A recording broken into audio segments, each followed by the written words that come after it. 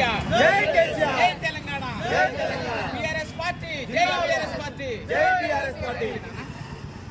భద్రాచలం నుండి మొన్నటి దినాన మరి మన యొక్క అభ్యర్థులను గెలిపించినప్పుడు మరి మొన్నటి దినాన రావడం జరిగింది. ఎన్నో కష్టాల మధ్య, ఎన్నో యాక్సిడెంట్ల మధ్య అన్న మంచి వ్యక్తి బొత్తుల మధుచంద్ మరి బీటెక్ చదివినారు. ఈయన గురించి ఎందుకంటే ఒక అరగంట కింద తెలుసుకున్న వాస్తవం, మంచి వ్యక్తి, విద్యావంతుడు.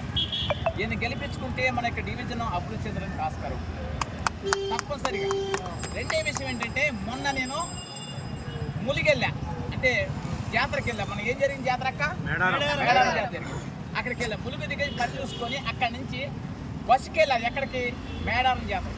బస్సు ఎక్కా, ఆర్టీసీ బస్సు ఎక్కిన తర్వాత అక్కడి నుంచి 30 కిలోమీటర్లు అంతే, 170 రూపాయలు వస్తుంది.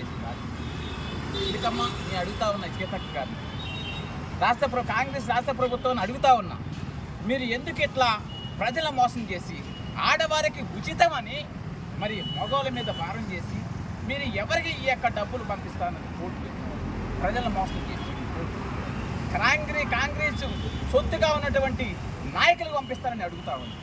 ఎందుకంటే సీతక్క గారు చెబుతాండి అభివృద్ధి చేశా, ఎంత అభివృద్ధి చేశాను అంటా ఉన్నారు. ఎన్నో యూట్యూబ్ చూస్తూ ఉన్నారు. అది మీరు కంత కాదు.